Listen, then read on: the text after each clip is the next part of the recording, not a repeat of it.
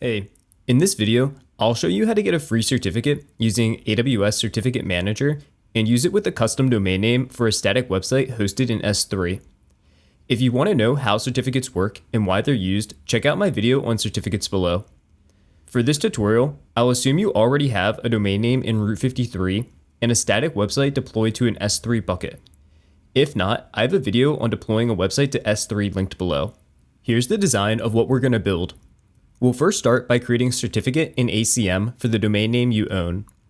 Then we'll create a CloudFront distribution that points to the S3 bucket as the origin and attach the certificate to the distribution. CloudFront is a content delivery network, or CDN for short.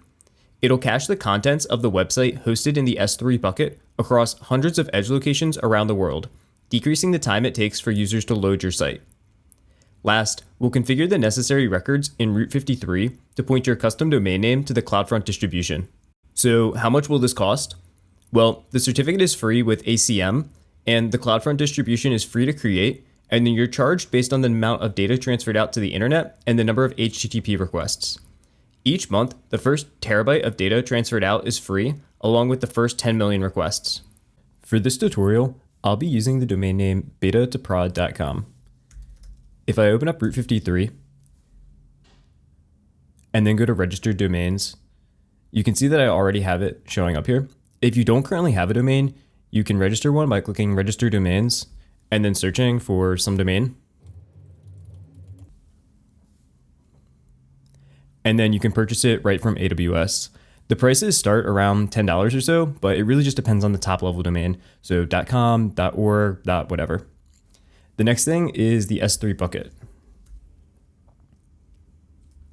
You want to make sure that your website is already deployed to an S3 bucket. Mine is in tutorial bucket site.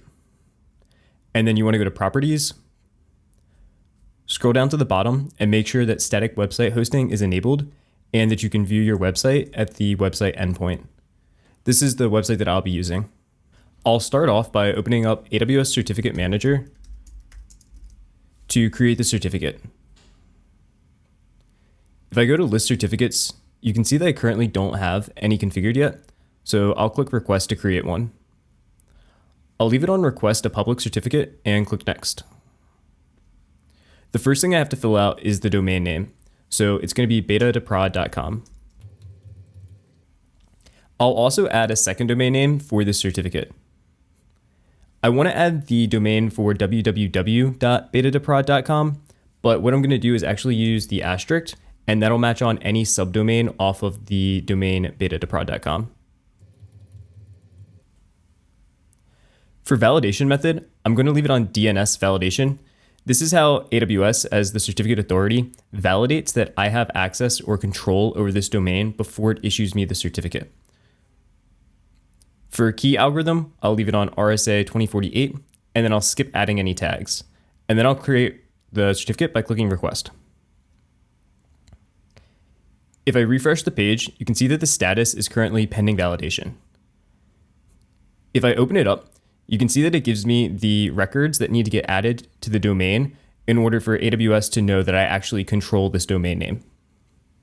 I can click create records in Route 53, or I can open up Route 53 and manually add them myself. If I go to the hosted zone and then open up the one for my domain, you can see I haven't added any records yet, and these are the two records that come when you create your domain name. If your domain isn't hosted through Route 53, you would need to manually create these records through whatever website you're using, so maybe Squarespace, but I'm just going to click create records and then it'll do it for me. If I go back to Route 53 and refresh, you can see that the record was successfully added.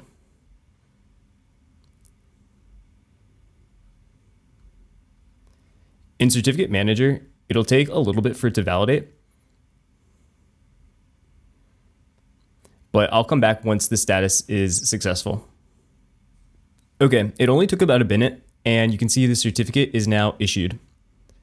If I open it up, you can see that everything is set, and the records have been validated that they exist in Route 53. You'll probably want to just keep this here ACM will actually use this to renew your certificate when it's time for it to be renewed. Okay, this next step is completely optional, but I do want to show you that you can view what the certificate looks like if you search for Cloud Shell and open it in a new tab, and then also copy the ARN of the certificate. You can start a new session, and then you run the AWS CLI command, AWS ACM get certificate -- certificate ARN, and then paste in the ARN value. And then it'll return back what the certificate looks like for the one that we just created.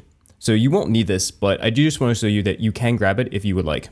Now that I have the certificate all set up, the next step is for me to set up the CloudFront distribution. I'll search for CloudFront in the console, and then create a new distribution. The first thing is to configure the origin. The origin is basically where CloudFront will look in order to serve the content.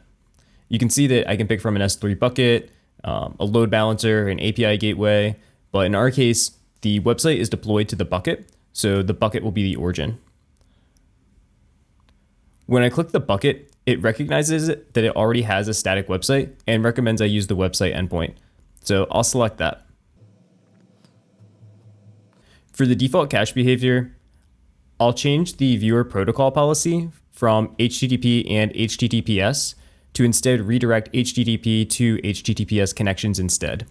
Because we have a certificate, we can support HTTPS connections, so I'd rather redirect all requests. Under web application firewalls, I'm going to choose not to have one for this, but if you're running a production application, it might make sense in your case. Under settings, we'll use all edge locations, and then we'll add an alternate domain name. I'll add the domain beta-to-prod.com, and then I'll also add the subdomain www.beta-to-prod.com. For the certificate, I'll select the ACM certificate that we just created, and then we'll leave it on TLS 1.2. And then I'll click Create Distribution. If I go back to my distributions and refresh, you can see that it's currently deploying. It'll probably take a few minutes, so I'll come back once it's finished. Okay, cool. We can see that the CloudFront distribution finished deploying. If I open it up, I can copy the CloudFront distribution name and open that in a new tab. You can see it successfully loads the website from the S3 bucket. So the next step is to point the records for the domain name to this CloudFront distribution. I'll go into Route 53 and then open up the hosted zone for the domain. And then this is where we want to create the records to point to the distribution. I'll click Create Records, and you can switch the view here. I'm going to leave it on the wizard view and then use simple routing. So we need to define the two records. I'll click Define Records. The first one that we're going to define is for the domain apex, so beta-to-prod.com. For record type, we'll use an A record, and this allows us to point it to an AWS resource, in this case, the CloudFront distribution. For the value, it's going to be a CloudFront distribution, and then it'll auto-populate the one that we just created. So I'll select that, and then click Define Simple Record. We'll define one more, and this one's going to be for the subdomain www. Again, it's going to be an A record, and then it'll be an alias to a CloudFront distribution, and I'll select the distribution. Now I'll click Create Records, and it'll create both of those, although it might take a minute for them to propagate. I'll check back once it's finished. The records have finished propagating, so I can open up a new tab and test it out. If I go to beta-to-prod.com, you can see it loads the website. And I can also test out the subdomain. If I change it to www.beta2prod.com, it also loads.